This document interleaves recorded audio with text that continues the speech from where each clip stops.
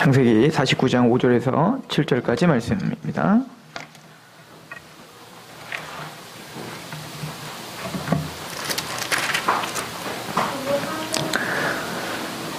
시므온과 레위는 형제요, 그들의 칼은 폭력의 도구로다. 내 오나 그들의 모의에 상관하지 말지어다. 내 영광아 그들의 집회에 참여하지 말지어다. 그들이 그들의 분노대로 사람을 죽이고 그들의 혈기대로 소의 발목 힘줄을 끊었음이로다. 그 노여움이 혹독하니 저주를 받을 것이요 분기가 맹렬하니 저주를 받을 것이라. 내가 그들을 야곱 중에서 나누며 이스라엘 중에서 흩으리로다. 아멘. 오늘 두 번째 시간 시므온과 레위입니다. 제가 제목을 유다로 적었네요. 시므온과 레위에 대한 이야기를 하도록 하겠습니다. 한 주간 동안 저는 은혜 안에 살았습니다. 은혜란 하나님의 말씀이 왕성하게 제 안에서 일하시는 게 은혜잖아요. 지난주에 제가 설교를 하면서 르우벤에 대한 이야기를 하면서 물의 끓음같도다를 물의 끊음이라고 해석하며 강력하게 주장을 하다가 잘못됐다는 걸 알고 제가 수정을 해드렸죠. 일주일 내내 그게 생각이 나는 겁니다. 물의 끓음. 그래서 은혜였어요. 왜 은혜였냐면 그게 계속 생각이 나니까 그 말씀이 제 안에 계속 떠오르잖아요. 자려고 해도 물의 끓음, 일어나도 물의 끓음. 근데 보니까 그 물의 끓음이란 즉 그 물이 불안정한 상태를 말하는 거죠. 그런 것처럼 우리가 죄에 그렇게 불안정하도록 끊임없이 내 마음에 들끓고 있는 죄가 있는 겁니다. 이게 이스라엘 밖의 사람이 아니라 르우벤이 그랬다는 것을 우리는 명심하셔야 된다고 했죠. 제가 서산으로 오면서 하나님이 저를 많이 낮추시고 겸손하게 하셨던 것 같습니다. 여러 가지 일들을 통해서 또 여러 가지 사건들을 통해서 또 개인적으로 또 교회적으로 여러 가지 일들로 저를 낮추시면서 제가 배운 건 하나 이거예요. 내가 살 얼음판을 걷고 있는 것 같다는 겁니다. 예전엔 잘 사는 것 같았는데 가만히 나를 성찰해 보면 오늘 하루 사는 것이 정말 살 얼음판을 걸어가는 것처럼 하나님의 말씀 속에서 금방이라도 뛰쳐나가서 나의 욕심과 나의 욕망에 들끓은 그 죄성이 언제든지 나를 전복시킬 준비가 되어 있다는 것을 깨닫게 된 거예요. 르우벤도 우리가 지난주에 상고해 봤듯이 장자였고 힘의 원천이었고 처음이었고 소망이 있었고 뭔가 많은 기대 속에서 많은 능력과 은사가 있었지만 그 죄, 그 끓어오르는 욕정을 주체하지 못해서 그게 넘쳐 흘러버린 거죠. 그래서 하나님의 그 큰 도구로 쓰임받을 수 있는 기회가 박탈된 것을 우리는 상고해 봤습니다. 근데 오늘 시므온과 레위 또한 사실은 야곱의 축복이라고 하는데 이건 축복이 아니라 저주만 있는 거예요. 우리 르우벤도 그렇지만 사실은 저주였어요. 저주. 근데 오늘 이 시므온과 레위도 저주를 받습니다. 우리는 지난주에 이 시므온과 레위가 저주를 받은 것처럼 야곱이 지금 선포하고 있는 이 예언은 하나님의 신탁이요 앞으로 이들 지파에 대한 예언이기도 하고 또 지난주에 제가 언뜻 얘기했지만 하나님의 교회인 즉 예수 그리스도께서 사도 요한을 통해서 7교회에게 보낸 편지가 책망과 칭찬이 다 있었던 것처럼 오늘날 우리에게 주어지는 교회가 또 성도의 모습에 우리의 모습 속에 이런 것이 있다는 것을 경계하고 드러내주고 거울을 통해서 그걸 어떻게 하라는 겁니까? 나를 점검하라고 주신 거라고 우리는 믿어야 된다고 했습니다.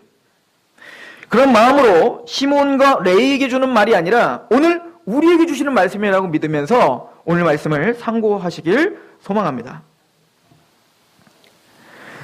49장 5절엔 이렇게 시작을 합니다. 시므온과 레위는 형제요 그들의 칼은 폭력의 도구로다 라고 이야기를 하죠. 이 사건은 시므온과 레위가 야곱이 이제는 야복 강가에서 하나님을 만나 하나님과 원래 약속한 베델로 가야 됐습니다. 근데 이 야곱은 베델로 가지 않고 세겜 땅에 갑니다. 왜냐면 세겜 땅도 살만하고 또 베델까지 가는 게 너무 힘들었겠죠. 많은 사람들을 끌어내고 또 이미 자기의 문제는 다 해결됐어요. 이제는 형과 그 관계에서 이제 하나님의 은혜로 하나님과 관계가 새로워지니 형과의 관계도 화해가 이루어졌죠. 그렇게 형과 에서와 화해를 한 다음에 아마 마음이 놓여졌던 것 같습니다. 그러니까 하나님께 약속했던 그 서원했던 것을 잃어버린 겁니다. 잊어버린 거죠. 베델에서 야곱은 약속을 했습니다. 내가 하나님 아무 사고 없이 하나님의 약속대로 내가 가나안 땅에 다시 돌아오게 된다면 그때는 이곳이 즉 베델이 하나님께 내가 제단을 쌓겠습니다 라고 약속을 했단 말이에요. 그런데 그것은 다 잊어버리고 이제는 그 세겜 땅에 뭡니까? 여기가 조선, 여기다 자리 피고 여기서 제단 쌓고 예배를 드렸던 거죠. 하나님은 이제 이스라엘이 된 야곱에게 직접적으로 손을 대시고 간섭하시기 시작하십니다. 그 사건이 뭐였죠? 바로 디나가 강간을 당하는 사건이었던 것이죠. 그런데 그때 야곱에게 이 세겜 땅에 그 아들이었던 세겜이 추장 아들이었던 세겜이 와서 나는 너무너무 디나를 사랑하니까 디나를 저에게 주십시오라고 청혼을 했습니다. 야곱도 이제 엎주러짐을 이제 어떻게 해요? 시집 보내기로 결정하고 단 우리는 할례 받은 민족이니까 너희들도 할례를 받는다면 우리가 너희에게 디나를 주겠다 이렇게 된 겁니다. 그런데 그 할례를 받아 이제는 모두가 다 모든 남자들이 할례를 받았으니 얼마나 아프겠어요. 그때 뭐 마취도 없고 뭐 종이컵도 없으니까 엄청 아팠을 거예요. 그렇게 할례를 받아 쑥 누워있는데 누워있었을 때 어떻게 합니까? 시몬과 레위가 칼을 들고 복수를 한 겁니다. 이 사건이 하나님 즉 야곱에게도 기억에 생생히 남았고 하나님 앞에 저주를 받는 아주 중요한 사건이 되고 만 거예요. 그래서 오늘 5절에 보면 시몬과 레위가 형제요 그들의 칼은 폭력에 도구요 네오나 그들의 모의에 상관하지 말지어다 내 영광아 그들의 집회에 참여하지 말지어다 그들이 그들의 분노대로 사람을 죽이고 그들의 혈기대로 소의 발목 힘줄을 끊었도다 이렇게 표현하고 있습니다. 그들의 혈기 그들의 분노 그들의 어떤 그 분노를 돌출하여 어떻게 했어요? 자기가 들고 있는 칼로다가 사람들을 죽였다라고 하는 것이죠. 그리고 여기 보면 소의 발목 힘줄을 끊었다라고 하는 부분들은 사실은 항상 그렇듯 여러 가지로 해석이 됩니다. 네, 여러분들이 이제 킹 제임스 버전을 한번 보시면 이렇게 번역이 돼 있어요. 뭐라고 번역이 돼 있냐면 벽을 긁었도다 이렇게 벽을 팠도다 이렇게 번역이 되어 있습니다.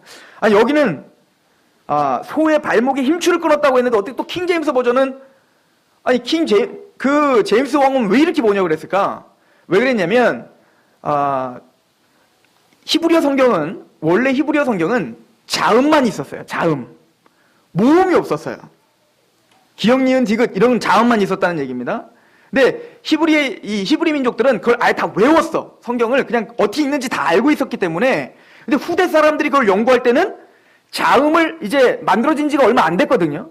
자음을 찍다 보니까 자음을 점을 하나 찍어버리면 우리 지금 NIV 우리 뭡니까 개역 개정 우리가 읽는 것처럼 그렇게 해석이 되는 겁니다. 소의 발목에 힘줄을 잘았다라고 해석이 되지만 그 모음의 점 하나를 찍혔다라고 이제 그 점을 다른 곳에 찍었다라고 우리가 생각을 해본다면 벽을 팠다가 되는 거예요. 근데 해석하는 데는 전혀 상관이 없어요. 둘 다 뭐냐면 벽을 팠다는 건 뭐냐면 그들이 칼을 들고 그들을 죽이기 위해서 어떻게 한 거예요? 벽을 파고 무너뜨리고 들어갔다는 얘기인 거예요. 지금 뭡니까? 그의 혈기와 분노를 다해서 자기에게 지금 뭡니까? 자기 동생을 지금 강간한 그들에게 복수를 한 것, 그것을 지금 극대화시켜서 이야기하고 있는 거다. 이렇게 생각을 하시면 됩니다. 시므온과 이 레위, 오늘 보면 시므온과 레위는 너희는 형제다 이렇게 표현하고 있어요. 뭐 시므온과 레위만 형제인가요? 다 형제지? 이 표현은 너희들이 연합됐다는 거예요. 연합. 즉 너희가 혈맹을 맺었다 이런 뜻인 거예요. 즉 시므온과 레위가 연합이 되고 하나가 된 거예요. 연합이 되고 하나가 되니까 어떻게 되죠?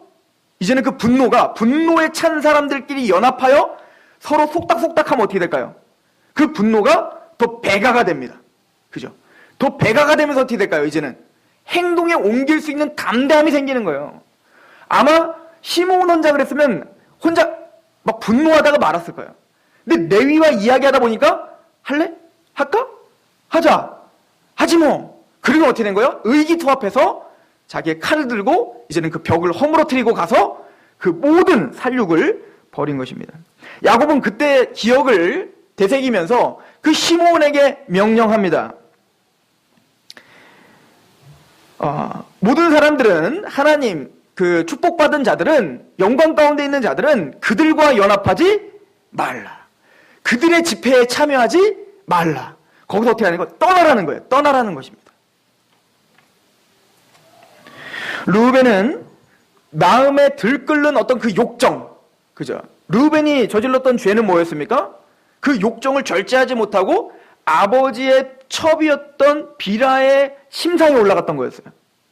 그러니까 그 죄를 절제하지 못한 그 사건 하나 때문에 르우벤이 갖고 있었던 그 장자권, 또 르우벤이 갖고 있었던 그 수많은 하나님이 그를 통해서 행하려고 하셨던 그 수많은 것들이 다 숲으로 들어갔단 말입니다. 다 박탈당해버렸죠. 마찬가지로 그 욕정이었다면 이제 시므온과 레위는 뭡니까? 분노를 다스리지 못했던 거예요. 분노를 다스리지 못해서 복수를 누구의 방법으로 한 겁니까? 하나님의 방법이 아닌 사람의 방법으로, 하나님의 방법이 아닌 것으로 복수를 자행한 것입니다. 그 반대로 다윗을 한번 생각해 보십시오.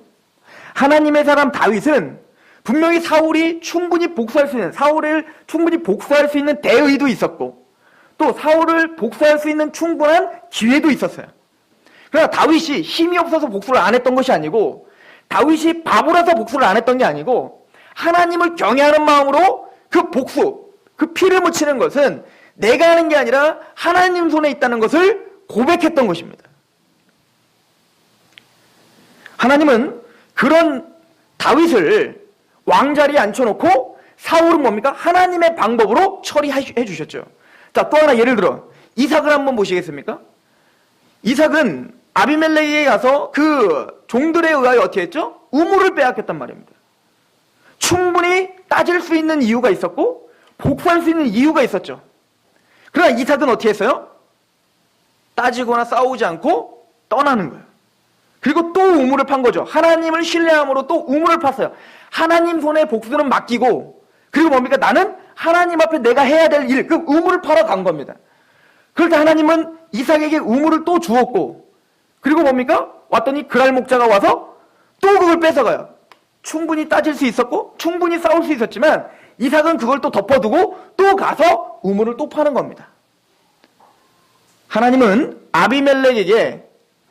아비멜렉은 그런 이삭에게 와 어떻게 했죠? 무릎을 꿇고 나와 협상을 하자라고 하죠. 최종 승리는 누가 가져갑니까? 이삭이 가져가는 거예요. 땀 하나 흘리지 않고. 물론 얼마나 고난이 있었겠고 얼마나 힘들었겠습니까? 그러나 시므온과 이 레위는 자신의 그 분노를 주체하지 못해서 그 분노를 표출하고 말았습니다. 그리고는 르우벤이 그랬던 것처럼 이 시므온조차 자신이 누릴 수 있는 그런 야곱의 아들로서 누릴 수 있는, 또 하나님의 이스라엘, 하나님 백성으로서 누릴 수 있는 그 수많은 특권들을 다 잃어버리고 맙니다.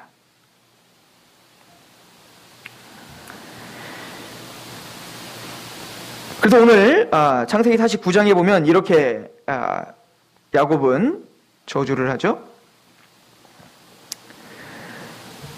7절에 보시면 그 노여움이 혹독하니 저주를 받을 것이요 분기가 맹렬하니 저주를 받을 것이라. 저주를 받는다는 얘기를 계속 반복적으로 해요. 자기 아들한테 내가 그들을 야곱 중에서 나누며 이스라엘 중에서 흩으리로다. 그들을 나누겠다. 이 얘기는 뭐냐면 시므온과 레위를 가만두지 않겠다는 거예요. 그들을 같이만 있으면 어때요? 무슨 짓을 할지 몰라. 그러니까 그들이 의기투합하고 하나가 되면 뭐요? 자기의 그 분노를 주체하지 못하여 하나님의 방법이 아닌 하나님을 대적하는 일을 해버리니까 하나님은 어떻게 처리하셔야 될까요? 레위와 시몬을 당연히 분리시키고 나누는 거죠. 그리고 흩어버린다라고 말합니다. 이 흩은다라고 하는 단어가 여러분이 잘 아는 것처럼 창세기 11장에 나오죠. 하나님을 대적한 가인의 반열들이 이제는 여호와를 떠나 성짓고 문명을 일으키고 그렇게 하면서 뭡니까? 그 모든 하나님 주신 지혜와 능력과 그 모든 지식을 다하여 뭐를 쌓아요? 바벨탑을 쌓아요. 그러니까 그 죄성을 갖고 있는 그 분노를 갖고 있고 하나님에 대한 대항을 갖고 있는 그 사람들이 하나가 되면 뭘 쌓더라? 바벨탑을 쌓는 거예요. 그래서 하나님은 그 바벨탑을 어떻게 하실 수 있어요? 흐트러 버리시는 겁니다.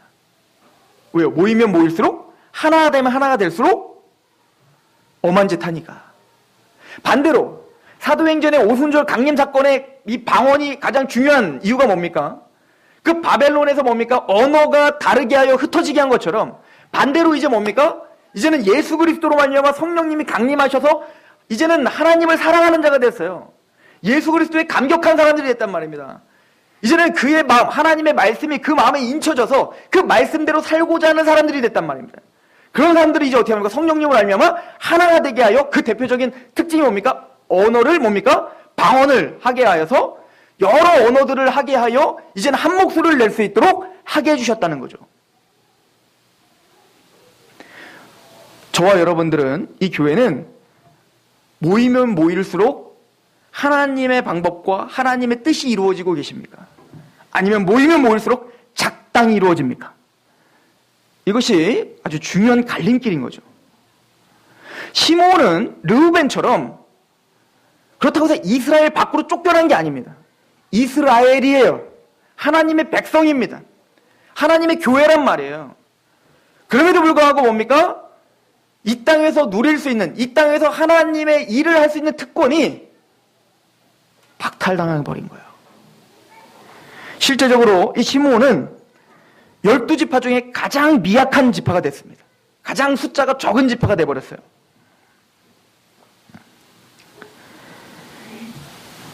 민수기 1장 23절에 보면 처음에 계수를 합니다. 이제 출애굽을 막 해서 계수를 하는데 그때 59,300명이었어요. 이 시므온 지파가.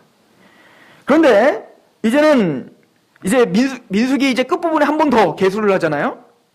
그때는 22,200명으로 확 줄어버려요. 물론 그때는 또 바알불을 우상을 섬기는 시딤 음행 사건이 있었죠. 그때 주도적인 역할을 하는 지파가 어디냐면 이 시므온 지파예요. 또 그러니까 이게 그 예언대로 되는 거예요. 그러니까 또 우상을 섬기고 그거를 해서 어떻게 하는 거예요?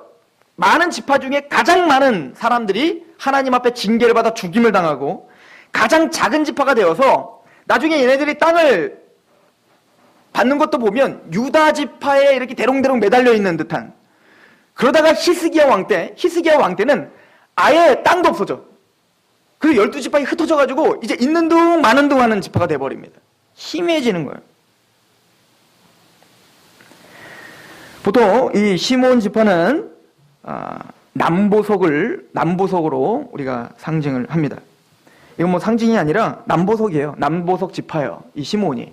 그래서 우리가 지난주에 상고했듯이 제사장에게는 12개의 보석이 있다고 했죠. 첫 번째 줄은 이게 민수기에 보면 이제 그 진영을 맞춰요. 그래서 자, 동쪽에는 누구, 남쪽에는 누구 이렇게 네 지파로 네 쪽으로 나눠지는데 세 지파씩 그 순서대로 보석이 박혀 있는 거예요.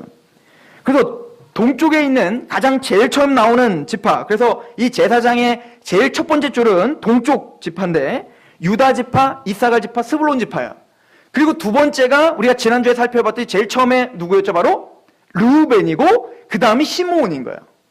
그래서 이 두 번째 줄 두 번째가 바로 남보석입니다. 이 남보석은 우리가 흔히 말하는 사파이어예요. 사파이어. 이 남보석은 요즘 사파이어랑 좀 다르대요. 그 당시에 사파이어는 굉장히 진하고 굉장히 하여튼 진한 파란색이에요. 그런데 이 사파이어 특징이 뭐냐면 굉장히 아름답고 값어치가 있지만 또 단단하지만 그러나 그게 사파이어는 깨져버리면 여러 갈래로 확 부서지는 특징이 있대요. 여러 갈래로 부서진대요. 즉 시므온에게 하나님이 저주를 한 내용과 너무너무 흡사하죠. 너희는 갈라지게 되겠고 흩어지게 되리라 라고 하는 것처럼 그렇게 이 남보석은 그래서 이 사파이어는 이스라엘에게 그렇게 인기가 있는 보석이 아니었다고 합니다. 우리는 오늘 말씀을 통해서 처음은 르우벤과 시므온은 동일한 게 있는데 처음에는 잘 나갔어요. 그죠? 르우벤 같은 경우는 너무너무 잘 나갔고 이 시므온도 태어날 때 보면 이 레아가 시므온을 태어날 때 이 시므온이라는 뜻이 들음이란 뜻이에요. 들음. 하나님께서 들으셨다라고 하는 겁니다. 모든 하나님의 성도들은 하나님이 보시고 하나님이 들으심으로 구원시켜 주시는 거예요. 즉 하나님의 기도 응답과 또 하나님의 은혜로 그 우리의 어떤 아픔과 어떤 죄에 있는 그 절망함 때문에 하나님은 그걸 보시고 들으시고 은혜로 구원시켜 주셨단 말입니다.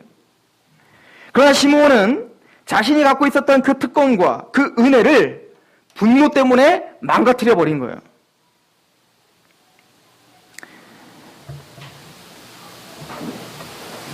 우리는 르우벤과 시므온을 통해서 한 가지를 좀 점검해야 될 필요가 있습니다. 사도 바울은 빌립보서 2장에 보면 너희가 두렵고 떨림으로 너희 구원을 이루라 라고 말합니다. 우리가 말하는 그 구원이라는 개념은 영혼 구원이 시작이고 이 사도 바울이 말하는 구원이란 영혼 구원을 받고 성화 구원을 받아 마침내는 예수 그리스도와 동일한 모습으로 변하는 영화로운 구원까지를 다 포괄하는 단어예요. 그러므로 너희가 정말 영혼 구원을 받았다면 온전히 이룬 자라면 너희들은 이제 어떻게 하라는 겁니까? 두렵고 떨림으로 영화로운 구원까지 그리스도를 닮는 데까지 어떻게 하라는 거예요? 구원을 이루어야 된다는 것입니다. 사도 바울이 이렇게 이야기를 하죠. 고린도전서 9장에 보면 내가 하나님의 복음을 전파한 후에 내가 너희들에게 다 전파한 후에 내가 버림을 당할까 봐 두렵다라고 했습니다. 사도 바울은 항상 두렵고 떨림으로 살았다는 얘기인 겁니다. 버림을 당할까 봐 두렵다라고 하는 것은 구원에서 떨어질까 봐 두려운 게 아니에요. 한번 구원받은 사람은 구원에서 떨어지지 않습니다. 그것은 자격상실을 말하는 겁니다. 자격상실. 즉 내가 이렇게 복음을 전하고 하나님께 쓰임받고 있고 하나님 앞에 이렇게 헌신하고 있는데 하나님 앞에 내가 복음을 전하고 그렇게 살아야 됩니다. 절제하십시오. 저 표대를 향해서 달려가십시오. 라고 내가 너희들에게 말하고 있지만 정작 내가 시므온과 르우벤처럼 그게 죄로 말미암아 박탈을 당하여 하나님 앞에 내 삶을 전제로 드리지 못할 것, 그것이 두려웠던 것입니다. 히브리서 12장은 그래서 우리에게 말합니다. 모든 성도들에게 말하죠. 너희가 죄와 싸우되 피 흘리기까지 싸우라는 거예요. 저는 이 교회가 그리고 저와 여러분들의 삶이 이 땅에서 화려한 것보다는 마지막이 화려하길 소망합니다. 지금 화려한 것보다 주님을 만났을 때 그 영광스러움에 참여하는 자이길 소망합니다. 시편 89편에 보면 하나님의 백성이 내 법과 내 규례를 어기면 내가 그 죄를 진책하고 막대기로 징계하겠다고 말씀하십니다. 그러나 내 언약을 폐하지 아니하며 내 성실함도 폐하지 않는다고 말씀하십니다. 맞아요. 르우벤과 시므온은 이스라엘에게서 이름이 지워지지 않습니다. 영원히 보석과 같이 예수 그리스도의 품에 새겨져 있습니다. 그러나 그들의 이 땅에서의 삶과 이 땅에서의 쓰임받는 도구로서의 삶은 너무나 형편없는 것이 되어버렸어요. 제가 한 분 이야기를 하고 마치도록 하겠습니다. 제가 요즘에 저의 사역의 방향을 고민하게 됐습니다. 제가 서산에 오기 전에는 저의 사역의 방향은 화려함이었습니다. 인정받는 것이었습니다. 유명해지는 것이었습니다. 많은 사람을 만나고 많은 사람을 변화시키는 것이었습니다. 또 그렇게 쓰임받는 분들이 너무너무 많죠. 그런데 그렇게 쓰임받았던 분들이 나중에는 너무 커지고 너무 부유해지고 너무 유명해져서 하나님의 교리와 세상적인 탐욕을 타협하는 일들이 비일비재하다는 걸 깨닫게 됐습니다. 처음에는 정확하게 하나님의 복음을 선포하시는 분 같았는데 나중에는 이제 뭡니까? 많은 사람들과 관계를 하다 보니까 타협하기 시작하는 겁니다. 좋은 게 좋은 거지가 돼버리는 거예요. 하나님의 복음이 이제는 뭡니까? 세속주의에 물들어 이게 흩어져 버리는 그런 기라성같이 쓰임받았던 사람들이 보이기 시작하는 것이었습니다. 그러다가 이제 저의 모델이 한 분이 생겼어요. 그분은 바로 아더 핑크입니다. 아더 핑크는 오늘날 복음주의 계열, 특별히 보수적인 청교도 개혁주의를 추종하는 모든 목사님들이 아더 핑크의 영향을 받았습니다. 존 파이퍼, 존 메가더, 로이드 존스 목사님, 이런 기라상 같은 분들이 다 아더 핑크의 영향을 받고 그 강해와 그 설교 해석이 옳다 인정하고 있습니다. 그런 재밌는 건 그분의 제가 전기를 읽어보니까 그분이 살아서 사역할 때는 환영을 받지 못했다는 거예요. 스펄전이 살았고 J.C. 라일이 살았던 영국에 그 당시에는 빅토리 여왕이 치리하던 시절에는 하나님의 말씀이 왕성하게 타협 없이 선포되던 시대였습니다. 그런데 스펄전이 죽으면서 예언을 했어요. 기독교는 내리막길을 걷고 있다. 그 내리막길은 지금은 희미하게 내려가는 것 같지만 가속도가 붙으면서 더더욱 곤두박질 칠 것이다. 하나님의 말씀을 멀리할 것이며 이제 세속주의에 물들을 것이고 교회가 세상인지 하나님 말씀을 선포하는 곳인지 전혀 구분하지 못하게 그렇게 곤두박질 칠 것이다 라고 예언을 했는데 적중했죠. 아더 핑크가 살았을 때에도 이미 그 시점이었습니다. 아더 핑크는 그들에게 타협 없는 하나님의 말씀을 전파했습니다. 그러다 보니 그 당시 시대의 사람들은 그 메시지가 거북했습니다. 하나님의 말씀에는 분명히 책망하고 교훈과 책망과 바르게함, 의로 교육하기예요. 그런데 책망받기를 싫어했습니다.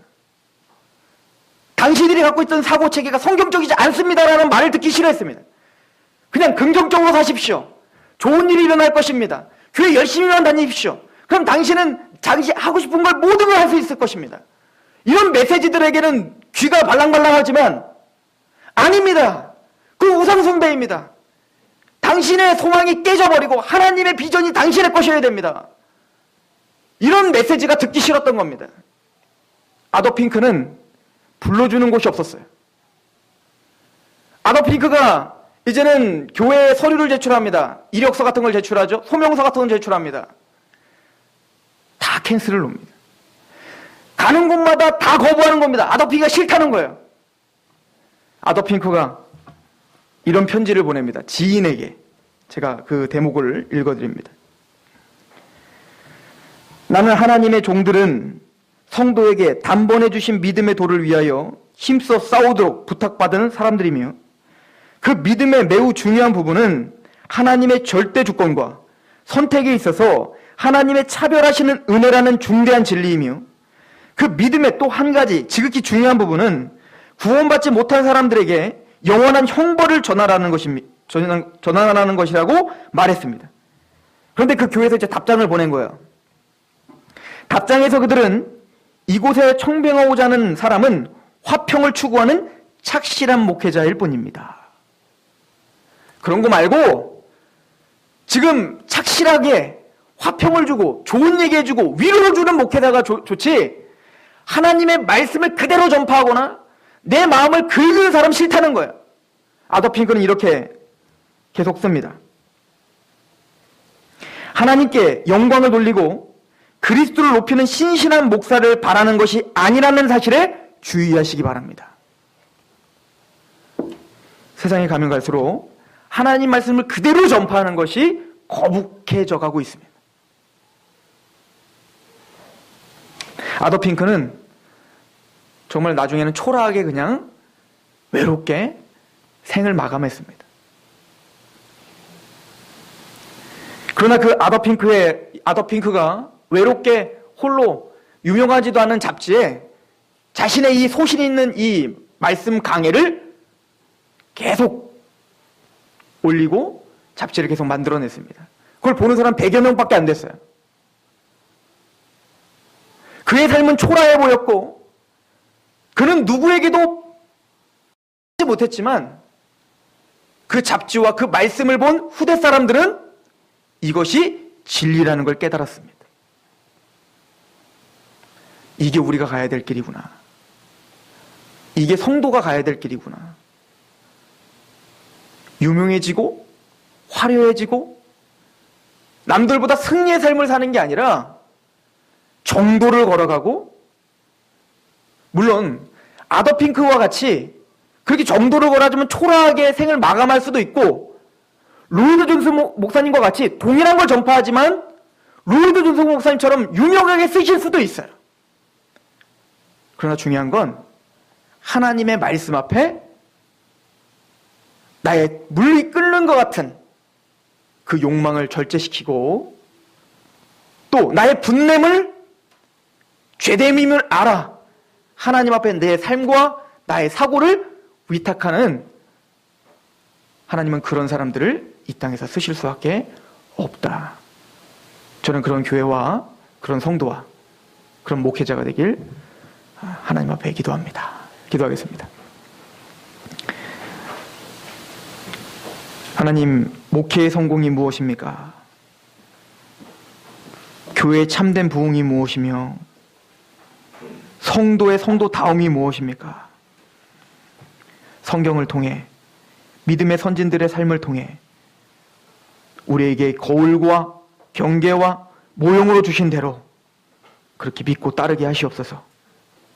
처음은 화려하지만 하나님의 말씀을 등한히 여겨 나의 분노와 나의 욕정에 지배를 받지 않고 절제하며 내몰쳐 복종시키며 그 말씀 앞에 순복하며 그렇게 오늘 하루를 승리하는 그런 참된 성도와 교회가 되게 하옵소서. 그렇게 우리에게 역사하실 하나님을 기대하며 예수 그리스도의 이름으로 감사하며 기도합니다.